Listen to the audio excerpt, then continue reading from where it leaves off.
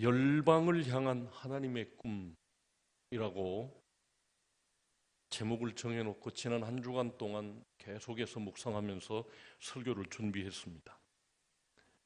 그런데 오늘 우리 조명옥 전도사님은 우리 찬양대와 함께 한 분부터 끝까지를 꿈으로 표현한 찬양을 하나님께 올려드렸습니다. 그리고 지난밤에 저는 12시부터 4시 사이에 하나님께서 제게 보여주신 하나님의 꿈, 4시간 동안 내 평생에 연구하고 말씀을 묵상하고 설교했던 모든 내용을 압축해서 책 한 권 쓸 분량을 저한테 다 보여주시고 알려주셨습니다.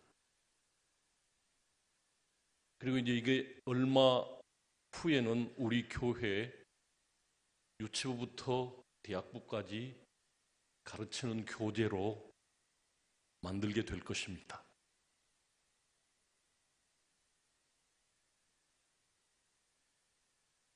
제가 청계중앙교회 부임해서 새 비전, 새 일꾼, 새 성전이라고 하는 표어를 선포했습니다.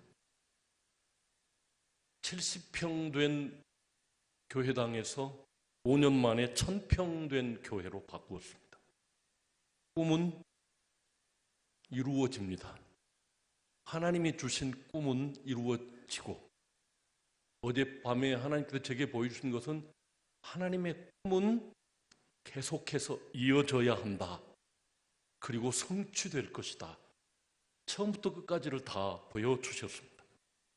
그리고 오늘 이제 열방을 향한 하나님의 꿈을 함께 이루자고 이스라엘 사람들에게 설득하고 계시는 그 하나님의 설득은 곧 저와 여러분에 대한 이야기임을 받아 깨달아야 될 것입니다. 이 3400년 전에 유대인들에게, 이스라엘 사람들에게 설득하시는 하나님의 설득이 아니라 오늘 21세기 마지막을 살고 있는 저와 여러분들을 설득하고 계시다고 들어야 될 것입니다. 그렇게 저는 오늘 설교를 결론 지을 계획입니다. 창세기에서 하나님이 아브라함 한 개인을 부르셔서 당신의 꿈을 말씀하셨다면, 출애굽기에서는 아브라함의 후손으로 민족을 이룬 이스라엘 사람들을 부르심으로 한 개인에서 민족으로 그 꿈이 바뀌어가고 있음을 볼 수 있습니다.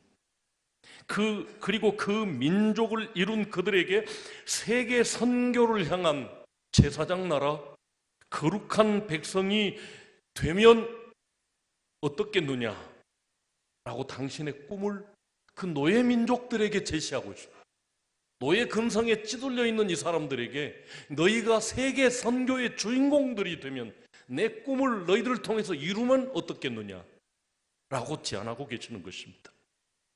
출애굽기에서 우리는 열방을 향한 꿈을 기반으로 이스라엘 민족을 향해 꿈꾸시는 하나님을 만나볼 수 있습니다. 이처럼 하나님의 세계 경영을 위한 도구로 아브라함과 그 후손 이스라엘 민족이 선택된 것입니다. 이쯤에서 여러분은 이제 주님께서 모든 사역을 마치고 승천하시면서 부활하신 주님께서 제자들에게 하신 말씀을 기억해야 하면 됩니다. 땅끝까지 가서 내 정리되라. 모든 민족을 제자로 삼아 내가 너희에게 분부한 모든 것을 가르쳐 지키게 하라. 갈릴리 손에서 비린내 나는 어부들을 붙들고 세계 열방을 복음화하자 라고 말씀하시는 주님을 우리는 알고 있습니다. 요셉 때문에 애굽에 정착한 아브라함의 후손들은 애굽의 왕조가 바뀌면서 요셉을 모르는 새 왕조의 등장으로 하루아침에 이스라엘 민족은 노예 민족이 되고 말았습니다. 드디어 하나님의 언약 성취의 때가 이름에 하나님께서 모세를 보내사 바로와의 피말리는 협상 6개월, 이때 10가지 재앙이 다 진행되죠. 그리고 드디어 출애굽기 12장에서는 영원히 기념해야 할 유월절 예식을 치르고 결국 이스라엘 민족은 역사적 출애굽을 단행했습니다. 출애굽 이후 하나님은 그들을 시내산에서 1년간 훈련시키십니다. 이때 이스라엘 민족의 가장 중요한 기초가 세워집니다. 나라로서의 기초입니다.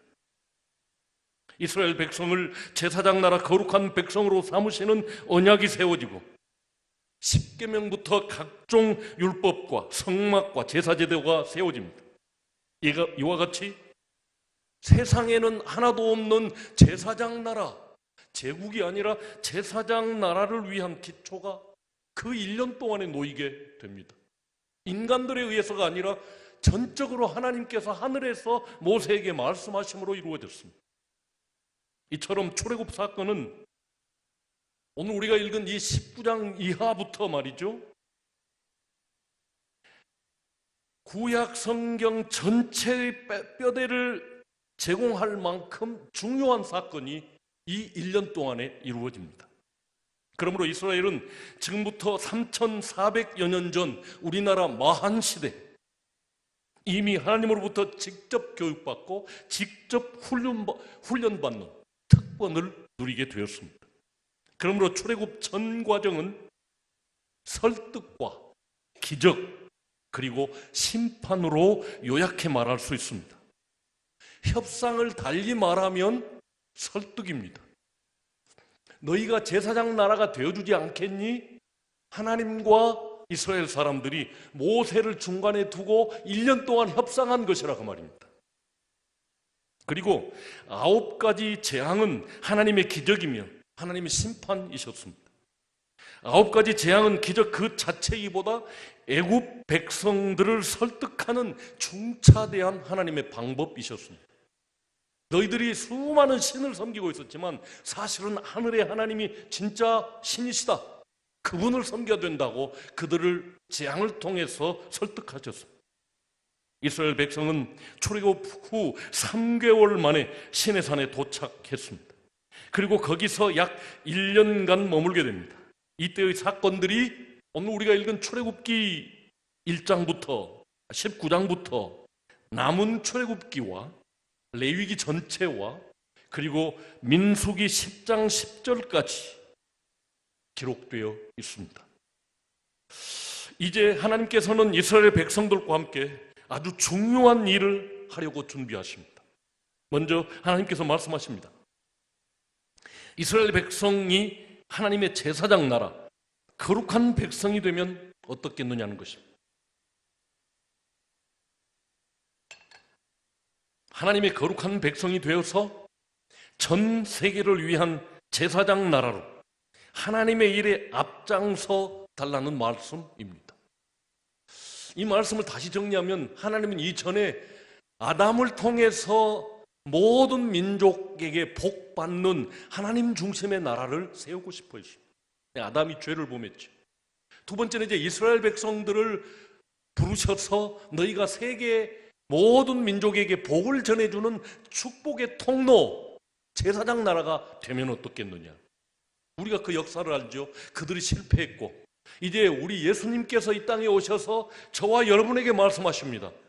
너희는 왕같은 제사장들이요, 하나님이 기쁘시게 받으실 신령한 제사를 드릴 거룩한 제사장들이니라, 제사장이 될지니라 라고 베드로를 통해서 말씀하고 계십니다. 그러므로 지금 유대인들에게 하고 있는 이 말은 곧 우리에게 지금 요청하고 있는 말씀이라는 것을 다시 한번 기억해야 되겠습니다. 이것은 이스라엘 백성에게 주신 특권이며 동시에 사명이었습니다. 참 감사하게도 이스라엘 백성들은 네, 그렇게 하겠습니다 라고 대답했습니다. 대답은 잘했고 결과적으로 행동은 못했지만 아무튼 주님의 제안을 받아들여서 제사장 나라가 됩니다. 하나님께서 이스라엘 민족을 출애굽시킨 것은 애굽들의 박해와 압제에서 고통당하는 아브라함의 후손들을 건지시는 것이 목적이기도 했지요. 아브라함하고 약속이 있었기 때문에. 그렇지만 하나님께서는 아브라함의 후손 이스라엘을 제사장 나라, 거룩한 백성, 너희를 통해서 온 세상 모든 민족이 복받는 것을 나는 꿈꾸고 있다, 그런데 이 사람들이 잘못 생각해서 세상의 모든 나라 사람들은 지옥에 뜰 감이요, 자기들만 천국 갈 사람들이라고 시오니즘, 유대주의를 잘못 생각해서 이 사람들이 재앙을 받게 되지요. 이스라엘 백성들은 이러한 하나님의 제안을 받아들이고 하나님과 언약을 맺습니다.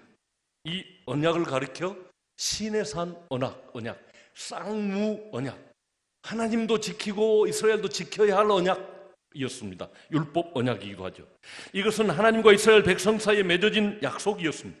그러므로 시내산에서 1년 동안은 하나님의 세계 선교의 꿈의 기초를 놓은 시간들이었습니다. 너희가 바로 거룩하신 하나님의 선택받은 제사장 나라이며 거룩하게 구별되어 세계 선교를, 세계를 복받게 할 거룩한 백성이라 라고 선포하셨습니다. 이처럼 열방을 향한 하나님의 꿈은 성경 전체를 통해 통독해 가는데 우리가 늘 마음에 품고 이루어야 할 대사명인 것입니다. 그래서 주님도 이 땅을 떠나는 마지막 순간에 말씀하셨습니다. 함께 읽어봤으면 좋겠습니다. 시작.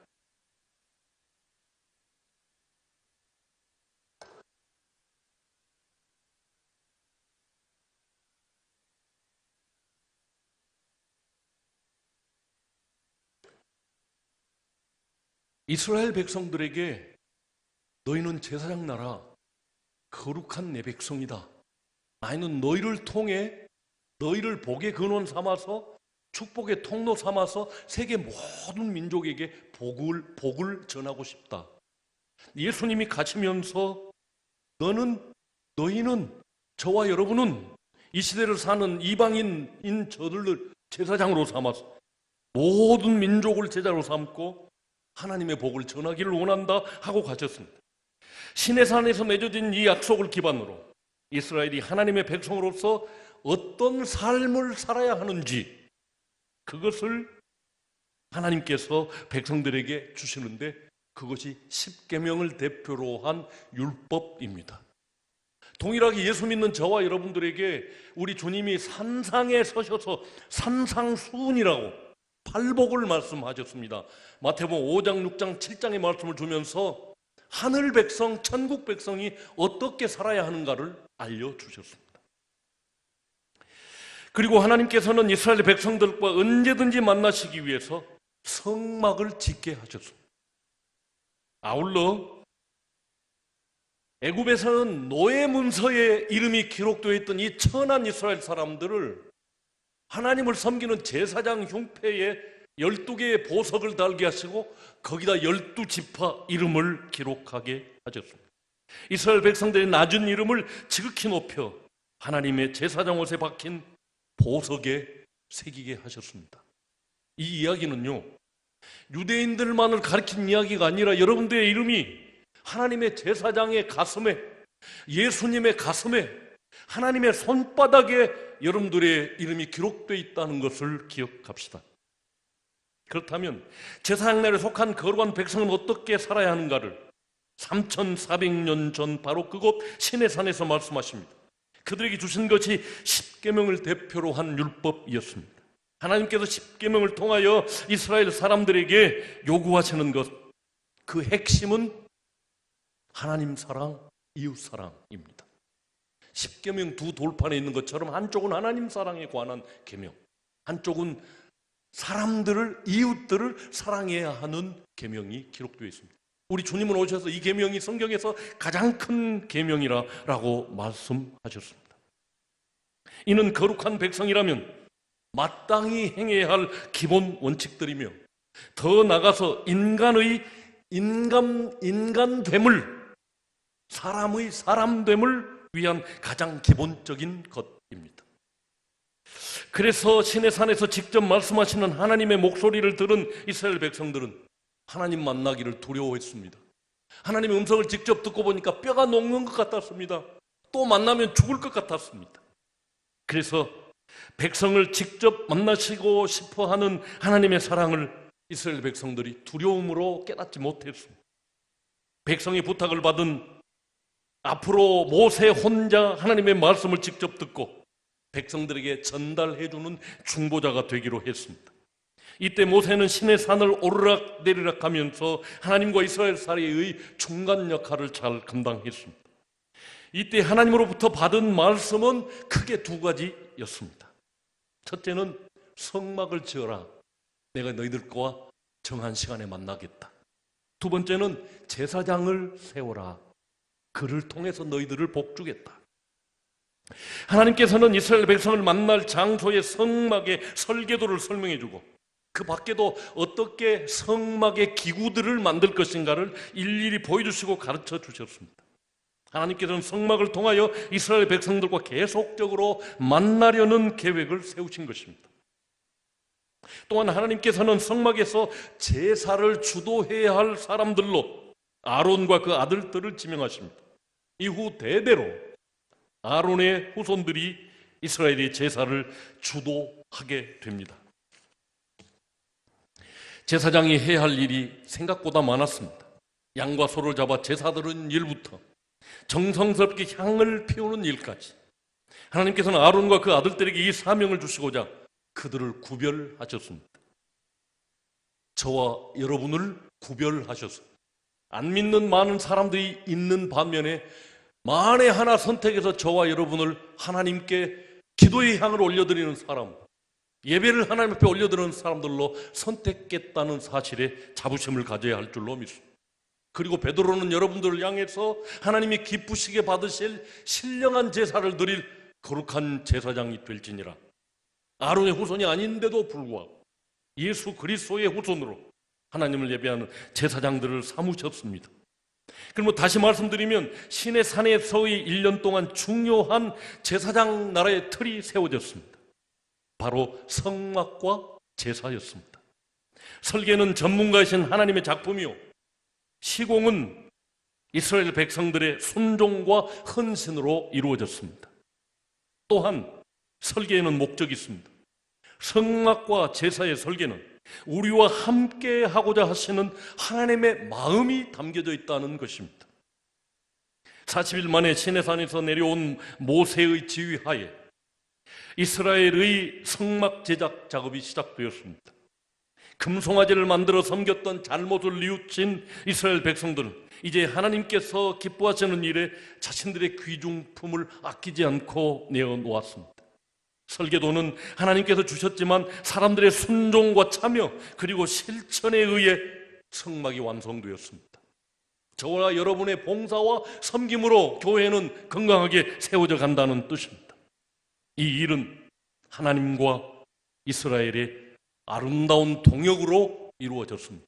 그러므로 여러분들은 하나님의 몸된 교회를 건강하게 세워가는 재직들이요, 하나님과 함께 동역하는 아름다운 동역자들임을 기억해야 되겠습니다. 모세는 하나님께서 말씀하신 대로 성막 지키는 일의 책임자이자 실행자로 부살렐과 오홀리압을 지명했습니다. 그들은 정성을 다해 성막과 제사장들의 옷을 제작했습니다. 이 성물들이 봉헌된 후로는 오직 제사장과 레위인 중에 고앗 자손들만 이 성물들을 덮고 만지며 옮길 수 있었습니다. 비록 부살렐과 올리압이 이 성물들을 제작하였을지라도 봉헌한 후에 하나님 앞에 바쳐드린 후에는 제사장 나라 법에 따라 올리압이나 부살렐이 그 성물을 만지면 죽습니다. 이것이 제사장 나라의 법이었습니다. 그러나 더 나아가서 주님께서 십자가를 지고 운명하시는 순간 다 이루었다 선포하시고 위에서부터 아래로 성막 휘장이 찢어져 버렸습니다. 그 이후로는 성물을 만져도 법궤를 만져도 죽지 않습니다. 왜냐하면 제사장 나라가 바뀌어 이제는 하나님 나라로 이루어졌어요. 이제는 성전의 기능은 끝났다고 성전 휘장을 하나님이 찢어버리셨기 때문입니다. 이로써 성막과 제사장과 그 모든 성물들의 기능은 예수 그리스도 안으로 들어와 버렸습니다. 우리가 하나님의 성전이 되어, 너희가 하나님의 성전인 것과 우리가 하나님의 성전이 되어 성령님의 도우심으로 하나님 앞에 예배할 수 있는 예배자들, 제사장들이 되었다 하는 뜻입니다. 그러니까 하나님께서 디자인하신 성막과 5대 제사 그리고 3대 절기는 모세 이후 예수께서 마지막 6월절에 십자가를 지신 바로 그때까지 1500년 동안만 쓰일 제도였습니다. 그러니까 모세가 양을 잡아 애굽에서 드렸던 첫 번째 6월절에서 예수님이 십자가 지시기 전날 밤 보냈던 마지막 6월절까지 1500년 동안만 쓰일 제도였고, 그 이후로 6월절 제사는 성찬식으로 바뀌어버리고 맙니다. 앞에서 우리는 성막의 설계와 시공, 그리고 앞으로 레위기에서는 하나님께 주신 5대 제사법을 배울 수 있습니다. 하나님이 이런 제사들을 통해 이스라엘 백성과의 더 깊은 만남을 제안하셨던 것입니다. 이처럼 제사를 제안하신 그 뜻의 핵심은 하나님의 용서하시고 싶어 하시는 마음을 제사 제도에 담아 두셨습니다. 이처럼 제사를 제안하신 그 뜻이 하나님께서 죄를 짓고 부끄러워 숨어버린 아들 아담을 당신이 먼저 찾아오셨습니다. 그리고 가축 짐승의 옷을 입혀주시며 하나님 앞에 당당히 나와 다시 옛사랑을 회복하자고, 다시 옛날의 따뜻한 사귐을 회복하자고 하나님이 먼저 손을 내미셨습니다. 그때처럼 하나님은 이스라엘을 거룩한 백성으로 삼으시고 하나님과의 더 깊은 교제를 위해 제사를 제안하셨습니다. 주님이 오셔서 이 제안을 하시기 직전에 이스라엘 사람들은 황금 송아지 우상 숭배를 하고 죽기 직전의 위치에 처했던 사람들입니다. 오히려 그들에게 주님이 찾아가셔서 너희들을 용서하고 내가 너희들하고 사귀고 사랑하고 만나고 싶다. 그러기 위해서는 짐승이 대신 죽어주는 제사가 필요하다고 제안하셨던 것입니다. 다시 말씀드리면 제사는 인간들을 귀찮게 하기 위한 것이 아니라 공의의 하나님께서 죄 지은 인간들을 용서하시고 다시 따뜻한 사귐을 주시겠다는 적극적인 사랑의 표현이었습니다. 이것을 깨달은 사도 요한은 이렇게 설파했습니다. 함께 읽어보시죠.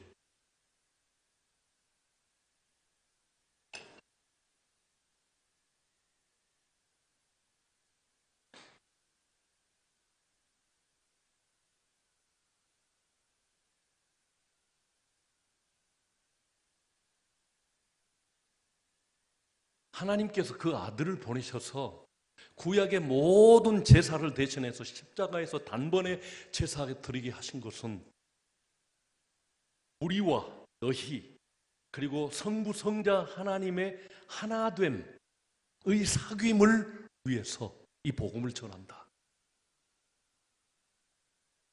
모세의 생애에서 가장 결정적인 순간은 시내산에서 언약을 체결한 것이며 이것이 구약 성경의 핵심입니다.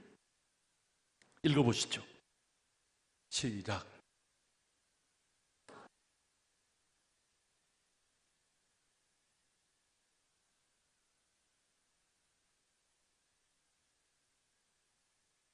내가 너희를 애굽 노예되었던 종되었던 곳에서 빼내신 것은 너희와 사귐, 나는 너희들이 하나님이 되고 너희들은 내 백성이 되게 하기 위해서다 라고 말씀하시죠. 목적이 여기 있습니다. 그리고 하나님과의 끊임없이 이어져야 할 거룩한 교제를 위하여 레위기 제사와 율례를 가르쳐 주십니다. 하나님은 이때부터 이 백성을 가슴에 품었습니다. 그리고 요한계시록에 의하면 그 이름이 당신의 손바닥에 기록되어 있다고 적혀 있습니다. 하나님 앞에서 거룩하게 쓰임을 받을 제사장들이 입을 옷에는 흉패, 정사각한 네모난 가슴에 표를 붙였고 거기 보석 12개를 달았고 거기에 이스라엘 12지파의 이름을 기록했습니다. 내 이름이, 너희들의 이름이 내 가슴에 새겨져 있다. 내 가슴으로 품었다는 것입니다. 그 사랑의 하나님께서 지금 우리의 이름 또한 하늘 보석처럼 귀히 여기면서 당신의 손에 기록하시고 여러분들을 사랑하신다는 사실을 날마다 인식하며 살아야만 됩니다. 따라서 하실래요? 하나님이 나를 그렇게도 사랑하십니다.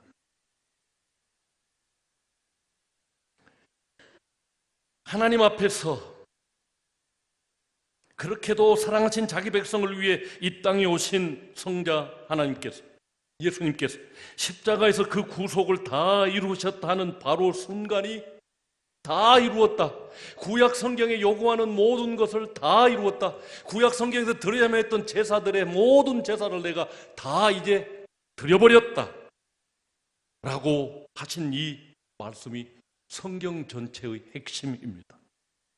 구약의 이스라엘과 하나님이 시내산에서 맺었던 언약이 구약 성경의 핵심이라면, 예수 그리스도께서 십자가에서 자기 피를 흘려 하나님과 우리 사이에 맺어주신 그 언약, 새 언약 다 이루었다 하는 것이 성경의 핵심이라는 뜻입니다. 시내산에서 언약이 서로 지켜야 할 쌍무 언약이었다면, 십자가에서 이루어진 새 언약은 모든 성경의 핵심인 은혜 언약입니다. 우리가 못 지키니까 당신의 아들이 대신해서 지켜주신 언약입니다. 우리는 그것을 믿고 따라만 가면 됩니다. 하나님께서는 애굽을 갓 탈출한 노예 백성들을 앞에 두고 세계 선교를 위한 제사장 나라를 세우자고 선언하셨습니다. 함께 읽어보시겠습니다.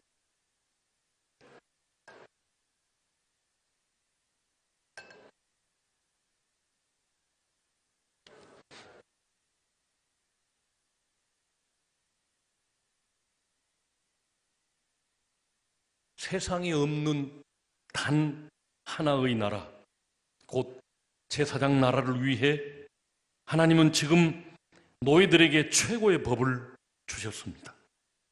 세상 모든 나라의 헌법의 근간을 이루는 율법, 십계명을 주신 것입니다.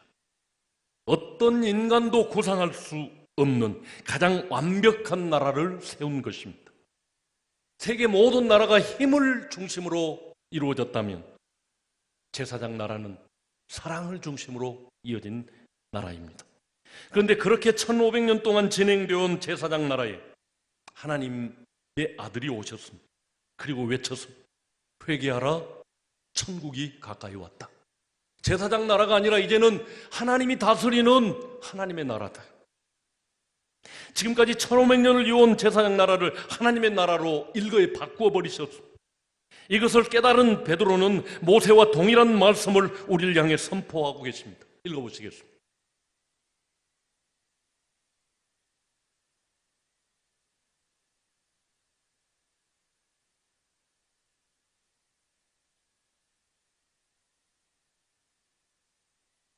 하나님의 음성을 듣고 이스라엘 백성들에게 모세가 시내산에서 내려와서 전해준 말이, 세계가 다 하나님께 속했다. 너희가 제사장 나라 거룩한 백성이 되어주지 않겠니? 라고 물었던 그 하나님께서 이제 베드로를 통해서 저와 여러분에게 묻습니다. 너희는 택하신 족속이요, 왕같은 제사장들이요, 거룩한 나라요, 그분의 소유된 백성이니 땅끝까지 가서 복음을 전하고 그들을 축복하고 기도해 줄 제사장이 되지 않겠니? 하고 묻고 계십니다. 2019년 동안 여러분 어떻게 사시겠습니까? 돈이나 더 모으려고 욕심에 차서 살겠습니까? 아니면 하나라도 나누어 주면서 복음을 증거하고 제사장의 삶을 사시겠습니까? 하나님의 꿈은 이루어집니다. 그 꿈을 이룰 사람을 찾고 계십니다. 그 중에 제 별명이 허무엉뚱이지 않습니까? 늘 꿈꾸는 사람. 그리고 그 꿈이 청계중앙교회에서 이루어졌고 앞으로 더 크게 이루어질 줄로 믿습니다. 우리는 천국 시민권을 가진 사람들이에요. 그러므로 천국 시민답게 삽시다. 째째하게 세상의 어떤 사람같이 살지 마시고, 주면은 복되다, 100배를 더 주시겠다고 하는 이 천국 시민의 삶의 비밀을 깨닫고 풍성히 나누어주는 삶을 사시기를 주님 이름으로 축복합니다. 찬양하겠습니다.